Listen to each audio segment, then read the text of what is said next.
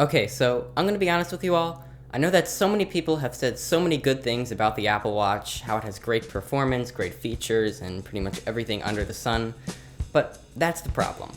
The Apple Watch is getting too good.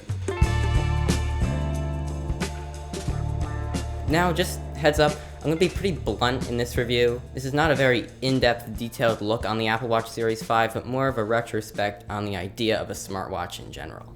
Now, way back in 2015, it's such a long time ago, I purchased the original Apple Watch, and this thing was really cool for the time. I loved all the jellyfish live wallpapers and those features that you use pretty much only once and then just forgot about. With that watch, I pretty much just tell the time and check notifications. I mean, year after year, Apple keeps on adding features to this thing, and I never use them. There's just so many things to dive into about this watch.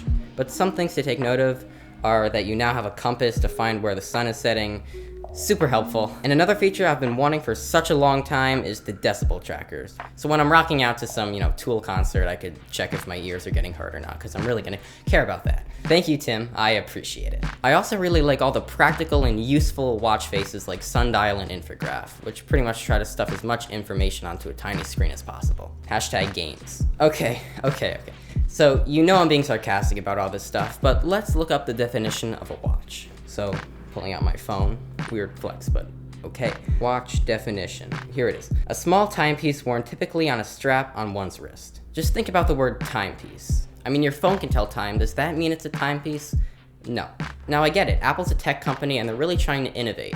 But I find that most of these features, like I said, I don't use. But if you're purchasing this thing in the mindset that this is much more than a watch, you're probably not going to be disappointed. Now, I haven't had this thing long enough to say if it's really going to be enjoyable and useful over time.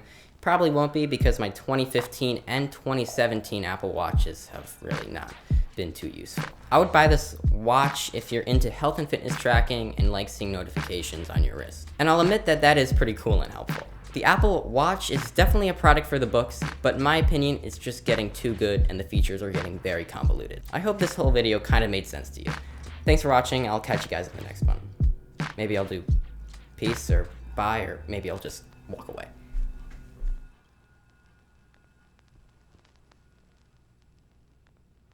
Also, quick disclaimer, I just got a new cinema rig. So this is a Pocket 4K with a bunch of stuff around it and a Sigma 18-35. I hope you like the way it looks. I'm really stoked about it.